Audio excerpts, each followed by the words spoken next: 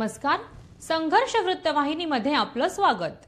घेऊया ठाणे आणि आसपासच्या परिसरामधील घडणाऱ्या महत्त्वाच्या घडामोडींचा आढावा। ठाण्यातील किसन नगर शाळा क्रमांक 23च्या मागे वाचनालयाच्या समोरील पंचशील निवास इमारत ही 4 मजली इमारत असून या इमारतीच्या पहिल्या मजल्यावरील गॅलरीचा भाग कोसळल्याची घटना सकाळी घडलेली आहे। पंचशील निवास इमारत ही 30 ते 35 वर्ष जुनी असून या इमारतीमध्ये 60 ते 70 रहिवासी राहत होते। मात्र या दुर्घटनेत सुदैवाने कोणतीही जीवितहानी झालेली नाही। तसेच ही इमारत C2A या वर्गवारीत येणार असलेली इमारत होती। दरम्यान घटनास्थळी ही घटना घडल्यानंतर संपूर्ण इमारत ही रिकामी करण्यात आली असून ठाणे महानगरपालिका शाळा क्रमांक 23 येथील रहिवाशांना तात्पुरत्या स्वरूपामध्ये राहण्याची व्यवस्था करण्यात आली आहे। सुरक्षेच्या दृष्टिकोनातून संपूर्ण इमारत ही रिकामी केली असून धोकापट्टी देखील बांधण्यात आलेली आहे। तसेच सहाय्यक आयुक्त सार्वजनिक बांधकाम विभाग, अतिक्रमण विभाग यांच्या मार्फत पुढील कारवाई करण्यात येणार आहे। यावेळी लोकप्रतिनिधी माजी नगरसेवक राम रेपाळे, माजी नगरसेवक प्रकाश शिंदे, माजी नगरसेवक योगेश चंदकर, माजी नगरसेवक शैलेश शिंदे, सहाय्यक आयुक्त सुनावणी, श्रीनगर पोलीस स्टेशनचे वरिष्ठ पोलीस निरीक्षक पडतरे, आपत्ती व्यवस्थापन अधिकारी यासीन तडवी यांसह इतर आपत्कालीन कर्मचारी येथे उपस्थित होते।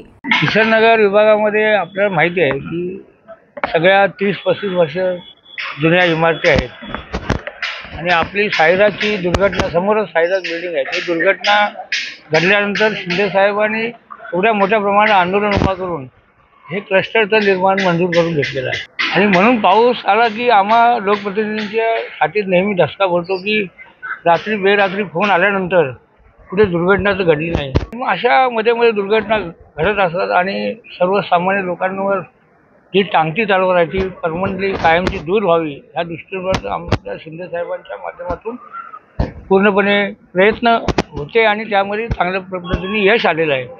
आपण बघताय की आता क्लस्टरच्या इमारती 30-35 वर्षी माझ्याचं काम झालं, काही महिन्यामध्ये हे सगळे शिफ्टिंग सुरू होतील। परंतु दुर्दैवाने आज 10:30 वाजता पंचशील इमारतीची पॅराफिट वाल कोसळली आणि सुदैवाने कुठलीही जीवितहानी झालेली नाही आहे।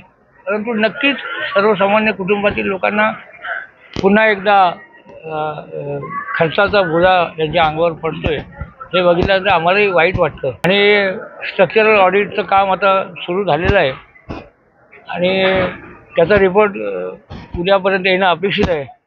आल्यानंतर रहिवाशांना कसा दिलासा द्यायचा त्या पद्धतीने सर्व लोकप्रतिनिधी, नगरसेवक मंडळी आम्ही सगळे इथे थांबलेलो आहोत आणि लगेचच रिपेअरिंगचं काम सुरू होईल।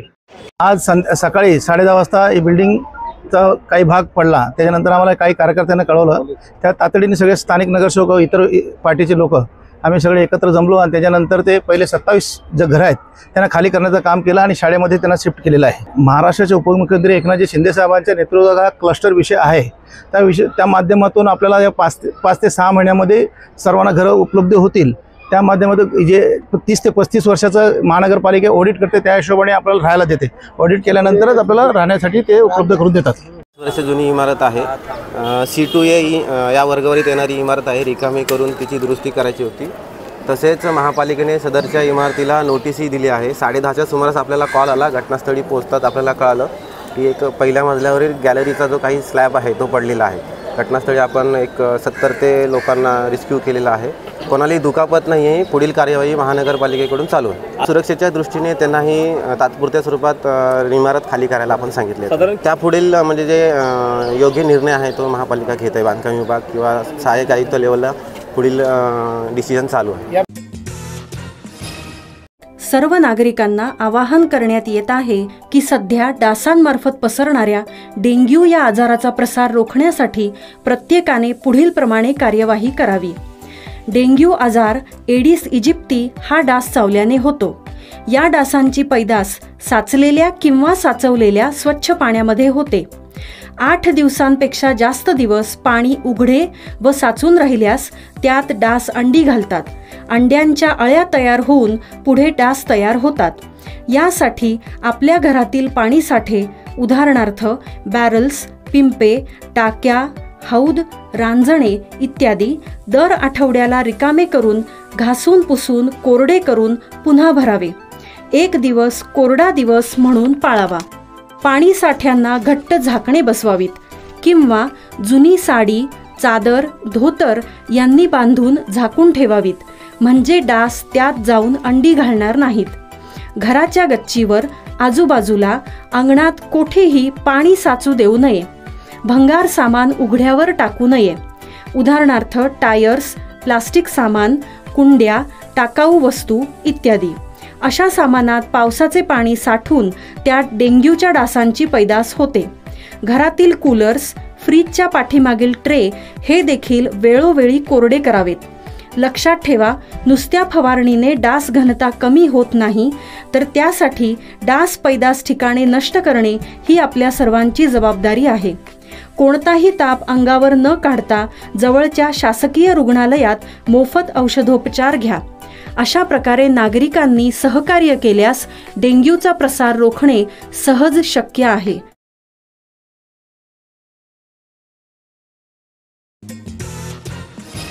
कोपड येथील भाजपाच्या कार्यालयात आमदार संजय केळकर यांच्या जनसेवकाचा जनसंवाद या कार्यक्रमात महापालिका प्रशासन आणि नागरी सुविधांसंबंधी अनेक समस्या नागरिकांनी मांडल्यात. यावेळी केळकर यांनी अनेक समस्या संबंधित अधिकाऱ्यांशी फोनवर चर्चा करून जागीच मार्गी लावल्यात. प्रत्येक सोमवारी आणि शुक्रवारी सकाळी 10:30 ते 1:30 या वेळेमध्ये भाजप कार्यालय खोपट, ठाणे येथे नागरिकांच्या समस्या निर्मूलनासाठी हा उपक्रम राबवला जातो.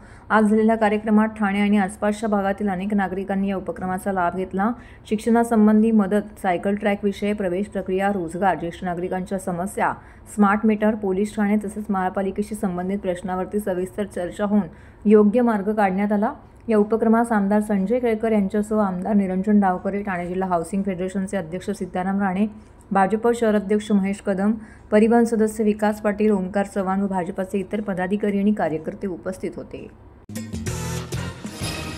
ठाणे जिल्ह्यात शिवसेना शिंदे गटासोबत युती करण्याऐवजी स्वबळावरती निवडणुका लढवण्याची कुजबूज भाजपच्या स्थानिक पदाधिकारी आणि कार्यकर्त्यांकडून केली जात असताना आता भाजपाचे नेते तथा वनमंत्री गणेश नाईक यांनीही एक प्रकारे त्यास दुजोरा दिल्याचं दिसतंय. महायुतीत लढावे असं सर्वांचंच म्हणणं आहे, परंतु काही बाबतीत स्थानिक पातळीवरील कार्यकर्त्यांच्या भावना लक्षात घेतल्या जातील असंही नाईक यांनी म्हटलंय. तसेच एखाद्या पक्षास महायुतीमध्ये लढून अन्याय वाटत असेल तर त्या पक्षाला वेगळी लढण्याची मुभा दिली जाईल असंही नाईक यांनी म्हटलंय. गेल्या काही वर्षांमध्ये ठाणे जिल्ह्यातील शहरी आणि ग्रामीण भागात भाजपाचे वर्चस्व वाढत असल्याचे चित्र आहे. यंदाच्या विधानसभा निवडणुकीत जिल्ह्यातील 18 विधानसभा मतदारसंघांपैकी भाजपाने 9 जागांवरती उमेदवार उभे केले होते. या सर्व जागांवर भाजपाचे उमेदवार विजयी झाले होते. त्यांनी शिंदे गटाला 7 पैकी 6 जागांवरती विजय मिळवता आला होता. जिल्ह्यात शिंदे यांची शिवसेना आणि भाजपाच्या पदाधिकाऱ्यांमध्ये वादाचे प्रसंग उद्भवले होते. गणेश नाईक यांनी अनेकदा शिंदे गटावरती टीका देखील केली.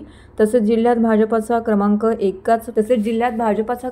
एकाचा पक्ष असल्याचं भाषणामध्ये उल्लेख केलेला आहे. दरम्यान गणेश नाईक यांनी शुक्रवारी ठाण्यात तिसऱ्यांदा जनता दरबार भरवला होता. त्यावेळी त्यांनी माध्यमांशी संवाद देखील साधला.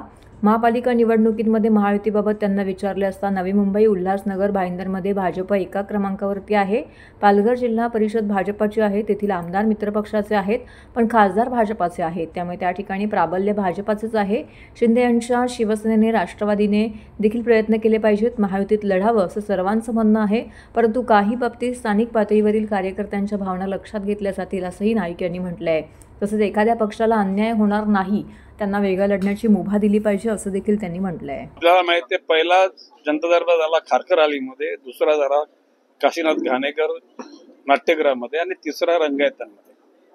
आज लोक आपल्या समस्या घेऊन येत आहेत. बऱ्याचशा समस्या मॅनमेड आहेत, मानवाने निर्माण केलेल्या समस्या आहेत. नैसर्गिक समस्या कमी आहेत आणि प्रशासकीय यंत्रणा सतर्क आहे. निश्चितपणे मागच्या जनता दरबाराचा निपटारा समस्यांचा बऱ्या प्रमाणामध्ये झालेला आहे. तो पालघर जिल्ह्यातल्या जनता दरबाराचा, नवी मुंबईतल्या आणि ठाण्यातल्या सुद्धा. आणि मला विश्वास आहे की प्रशासकीय यंत्रणा, लोकप्रतिनिधी जनसामान्यांच्या समस्या योग्य मार्गाने सोडवतील. याच्यामध्ये बिल्डर लोकांनी जुन्या बिल्डिंग मधल्या जागा खाली करायला लावल्या आणि बिल्डिंग पूर्ण झाल्यानंतर त्यांना तिथे जागा दिली नाही, अशा प्रकारच्या समस्या जास्त आहेत. आता सगळ्यात मोठा एक प्रश्न ठाणे परिवहन सेवेमधल्या निवृत्त झालेल्या कर्मचाऱ्यांचे 2-2 वर्ष झाले तरी त्यांचे सेवेची जे सेवा झाल्यानंतरचे जे त्यांना परतीचा जो एक प्रकारे सन्मानाने द्यायला पाहिजे, प्रॉव्हिडंट फंड, ग्रॅज्युटी ती मिळाली नाही अशी तक्रार त्यांनी केलेली आहे. मी माननीय परिवहन व्यवस्थापकाशी बोललोय आणि लवकरच माननीय आयुक्तांशी बोलून गरज पडली तर माननीय मुख्यमंत्र्यांच्या कानावर बाब सांगणार आहे. नाही बघा, नवी मुंबईमध्ये भाजप नंबर 1 आहे, भाईंदरमध्ये भाजप नंबर 1 आहे, उल्हासनगर भाजप नंबर 1 आहे. पालघरची जिल्हा परिषद भाजपचीच. पालघर आता तिथले सगळे आमदार म्हणजे मित्र पक्षांचेच आहेत आणि तिथला खासदारच भाजपचा आहे म्हटल्यानंतर त्या ठिकाणी प्राबल्य भाजपच आहे. आता प्रश्न असे, मित्र पक्षांनी आनंद परांजपेच्या आमच्या अजितदादा राष्ट्रवादी काँग्रेसने त्यांनी प्रयत्न केले पाहिजेत त्यांना यश मिळण्याकरता. त्यांना कोणी रोखून टाकण्याची गरज नाही. प्रत्येकाला माननीय एकनाथ शिंदेची शिवसेना आहे, त्यांना सुद्धा त्यांनी प्रयत्न केले पाहिजेत. शक्य झालं तर महायुतीचीच त्या ठिकाणी एका बाजूने लढाई समोर व्हावी अशी अपेक्षा आहे. परंतु एरवी जर का उद्याला आनंद परांजपेंना सांगितलं की नाही आम्हाला स्वतंत्र लढायचं, त्यांना कोणी विरोध नाही करणार. मीच सांगेन की बाबा आनंद परांजपेंची इच्छा त्यांना लढू द्या स्वतंत्र. नाही, आता भाजपच्या ठाण्यातल्या जे आमचे पदाधिकारी आमदार आहेत वगैरे त्यांची इच्छा काय ती योग्य वेळी तपासली जाईल. आता प्रश्न आहे, आता मोगम आता या स्टेजला लढायची आहे इच्छा आहे असं बोलणं उचित होणार नाही. शक्यतो महायुतीत लढावं अशी सगळ्यांचा रोख आहे. पण उद्याला जर त्या ठिकाणी खरोखर जर एखाद्या समोरच्या पक्षावर अन्याय होणार असेल तर त्यांना मुभा दिली पाहिजे. आनंद परांजपेंची समजा जे स्ट्रेंथ आहे त्या स्ट्रेंथच्या अनुषंगाने आनंद परांजपेला त्या ठिकाणी प्राबल्य मिळावं यासाठी मी स्वतः म्हणजे मदत करेन. ठाण्यातील राम गणेश गडकरी नाट्यगृहाच्या भूमिपूजन आणि उद्घाटन प्रसंगीचा कोनशिला एका कोपऱ्यात लावल्याने वाद निर्माण झाला आहे. राष्ट्रवादी काँग्रेसचे प्रवक्ते आनंद परांजपे यांनी हा मुद्दा वनमंत्री गणेश नाईक यांच्या जनता दरबारामध्ये थेट मांडलाय. यावेळी परांजपे यांनी सांगितलं की गडकरी रंगायतन आणि दादोजी कोंडदेव मैदान या दोन्ही ठिकाणच्या वास्तूंचे बांधकाम तत्कालीन नगराध्यक्ष सतीश प्रधान यांच्या काळात झाले. याचं उद्घाटन 15 डिसेंबर 1978 रोजी शिवसेना प्रमुख बाळासाहेब ठाकरे यांच्या हस्ते झालं होतं. यावेळी समारंभाचे प्रमुख दत्ता ताम्हणे होते. त्यामुळे या वास्तूवरती बाळासाहेब ठाकरे यांच्या उद्घाटनाचा उल्लेख स्पष्टपणे दर्शवणाऱ्या पाट्या लावले जाणं आवश्यक होतं असंही यावेळी परांजपे यांनी ठामपणे सांगितलंय. त्यांनी पुढे असा आरोप केलाय की ठाणे महानगरपालिका आयुक्त सौरभ राव यांनी इतिहास पुसण्याचं काम केलं असून उद्घाटनाच्या कोनशिला झाकून ठेवण्यात आली आहे. हा अन्याय दूर करावा अशी मागणीही त्यांनी केली आहे. वनमंत्री गणेश नाईक यांनी या तक्रारीची दखल घेत ठाणे पालिका आयुक्तांना यावर स्पष्ट सूचना देण्यात येतील असं आश्वासन दिलंय. तसेच त्यांनी म्हटलंय की आनंद परांजपे यांनी केलेली भूमिका रास्त असून योग्य ती कारवाई देखील याबाबत केली जाईल. आज गडकरी रंगायतनला येण्याचा योग आला. नुकतंच 15 ऑगस्टला राज्याचे उपमुख्यमंत्री माननीय एकनाथरावजी शिंदे साहेबांच्या शुभ हस्ते गडकरी रंगायतनचं रिनोव्हेशन नंतर उद्घाटन करण्यात आलं. मुख्यमंत्री असताना त्यांनी 31 कोटी रुपये या कार्यासाठी दिले. त्यांचे मनापासून आभार व्यक्त करतो. पण एक दुःख देखील झालं की 78 साली ह्या वास्तूचं भूमिपूजन शिवसेना प्रमुख वंदनीय बाळासाहेब ठाकरेंच्या शुभ हस्ते झालं आणि त्यावेळेला नगरसेवक असलेल्या सर्व व्यक्तींची नावं असलेला बोर्ड जो दर्शनीय भागी होता व हा आता तिथे कोपऱ्यात आणून लावलेला आहे, हा दिसत देखील नाही. त्यावेळेचे असलेले नगरसेवक 74 ते 80 मधले त्यांची नावं आहेत. बाळासाहेबांनी याचं भूमिपूजन केलं होतं. दत्ता ताम्हणे त्यावेळेला प्रमुख पाहुणे होते आणि सतीश प्रधान साहेब हे नगराध्यक्ष होते. 99ला प्रेमसिंग राजपूत महापौर असताना याचं एकदा उद्घाटन झालं. त्यावेळेला दिघे साहेब हे विशेष अतिथी होते. पण हे दोन्ही बोर्ड जे दर्शनीय भागामध्ये होते हे कोपऱ्यात आणून अडगळीत लावल्यासारखे झालेत. ज्या शिवसेना प्रमुख वंदनीय बाळासाहेब ठाकरेंचं नाव घेऊन राजकारण केलं जातं त्यांचे असलेले हे बोर्ड हे साईडला आणले. हे दुर्दैवी आहे. माझं सौरभ राव यांना विनंती आहे की हे बोर्ड ज्या वेळेला लोक रंगायतनमध्ये येतील हे दोन्ही बोर्ड दिसले पाहिजेत. अशा ठिकाणी हे पुन्हा लावावेत. याबद्दलची तीव्र नाराजी एक ठाणेकर म्हणून माझी आहे. अवस्था आहे ना, हा काही क्रॅक गेलाय, हा क्रॅक गेलाय का काय गेला माहित नाही. पण हे दोन्ही तिथे होते, हे साईडला आणून ठेवले. ते दिसतात का? तुम्ही आल्यावर बघा हे दिसतात का बोर्ड? 78 नॉर्मली प्रथा काय असते, पहिलं झालेलं भूमिपूजन, नंतर झालेलं उद्घाटन आणि रिनोव्हेशन झालं असेल ते तिन्ही बोर्ड एकत्र लावले जातात. पण हे बोर्ड तिकडनं काढून इथे अडगळीत आणलेत. दिघे साहेबांचं नाव आहे ना 99ला विशेष हे म्हणून, म्हणजे ज्या वंदनीय शिवसेना प्रमुख बाळासाहेब ठाकरे, धर्मवीर आनंदीगे साहेबांचा वारसा आपण सांगतो, त्यांची नावं असलेले बोर्ड हे साईडला आहेत. हे दिसतात का मला सांगा तुम्ही. आता प्रशासक आहेत, लोकप्रतिनिधी नाही आहेत. 2022ला महासभेची टर्म संपलेली आहे, त्यामुळे सौरभराव प्रशासक हेच याला जबाबदार आहेत. आणि याच्यामध्ये स्वतः दस्तूरखुद्द उपमुख्यमंत्री एकनाथरावजी शिंदे साहेबांनी लक्ष घातलं पाहिजे. म्हणून तर मला दुःख झालं. वास्तू अत्यंत चांगल्या प्रकारे रिनोव्हेट झाले, त्याच्याबद्दल मी आभार देखील उपमुख्यमंत्री एकनाथराव शिंदे साहेबांचे मानले. पण हे बोर्ड जे साईडला आणलेले आहेत याच्यामध्ये शिवसेनेच्या जडणघडणीमध्ये असलेली नावं, मोदा जोशी साहेबांचं नाव आहे, डावखरे साहेबांचं नाव आहे, सतीश प्रधान साहेबांचं नाव आहे, माझे वडील स्वर्गीय खासदार प्रकाश परांजपेंचं नाव आहे. आणि ही सगळी नावं ज्यांनी शिवसेना वाढवली यांची सगळ्यांची नावं इथे अडगळीत लावलेत. उच्च न्यायालयाच्या आदेशाप्रमाणे 6 फुटापर्यंतच्या सर्व गणेश मूर्तींचं विसर्जन केवळ कृत्रिम तलावात करण्यात येणार आहे, तर 6 फुटांपेक्षा जास्त उंचीच्या मूर्ती नैसर्गिक जलस्रोतात विसर्जित करण्यात येणार आहेत. त्यामुळे कृत्रिम तलावात व फिरत्या विसर्जन व्यवस्थेत वाढ करण्यात आलेली आहे. गेल्या वर्षीपेक्षा 1.5 पट जास्तीची विसर्जन व्यवस्था केली असून हरित विसर्जन ॲपही ठाणे महानगरपालिकेने तयार केले असल्याची माहिती महापालिका आयुक्त सौरभ राव यांनी दिली आहे. राज्य उत्सवाचा दर्जा मिळालेला गणेश उत्सव यंदाही दरवर्षीच्याच उत्साहाने साजरा करूया.